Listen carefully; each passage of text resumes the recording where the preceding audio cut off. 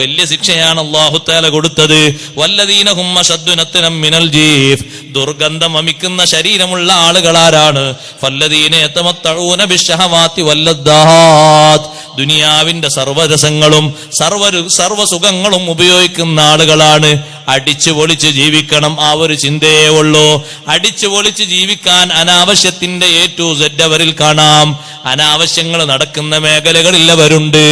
ആണും തമ്മില്, പെണ്ണും തമ്മില് സ്വവർഗരതികൾ നടക്കുന്ന സ്ഥലങ്ങളിൽ അവര് സജീവ സാന്നിധ്യമാണ്.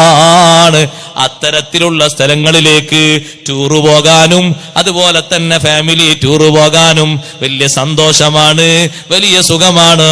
അതിന് 10,000 ചെലവഴിക്കുന്നത്.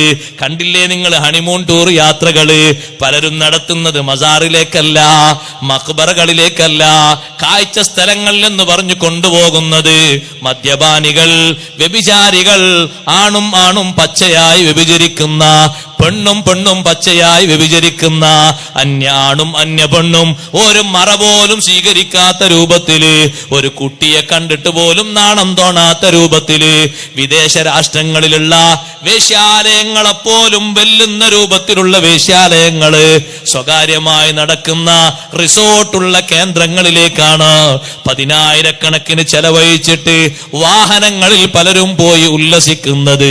നഊദു ബില്ലാഹ്. ഉപ്പമാരെ, ഉമ്മമാരെ, പുതിയ ദമ്പതികളെ, പുതിയ കൂട്ടുകാരെ, നവവധൂവരന്മാരെ, പറഞ്ഞേക്കേണ്ട മേഖല അതല്ല. അള്ളാഹുവിന്റെ അദാബ് വരാൻ ഏറ്റവും കാരണമായി വർത്തിക്കുന്ന സ്ഥലമാണ്. ദുനിയാവിലെ എല്ലാ അടിച്ചുപൊടികളിലും എല്ലാ സുഖങ്ങളിലും സംബന്ധിക്കണം. എന്തെല്ലാം സുഖങ്ങളുണ്ടോ അതൊക്കെ ആസ്വദിക്കണം. ഹലാലാണോ ഹറാമാണോ എന്ന ചിന്തയില്ലാതെ ഏതെല്ലാം സുഖങ്ങളാണ് ഓരോരുത്തരും ഉപയോഗിക്കുന്നത്. 2 മണി സമയം വരെ ഉറക്കമൊഴിച്ച് ചില വീടുകളിലൊക്കെ ലൈറ്റ് കാണുന്നത് വഅദ് കേൾക്കാനല്ല, നസീഹത്ത് കേൾക്കാനല്ല, മദ്ഹ് കേൾക്കാനല്ല. പലരും കാണുന്നത്, പലരും കേൾക്കുന്നത് സെക്സുകളാണ്, കോമഡികളാണ്, സിനിമകളാണ്, നാടകങ്ങളാണ്. നഊദു ബില്ലാഹ്. പ്രായത്തെ വെല്ലുന്ന വിധത്തില് ഈ സുഖങ്ങളൊക്കെ കൂടിപ്പോയി. ഇവരെ ശരീരം ദുനിയാവില് നല്ല ശരീരമാണ്, ആഖിറത്തിലെത്തുമ്പോ ചീഞ്ഞു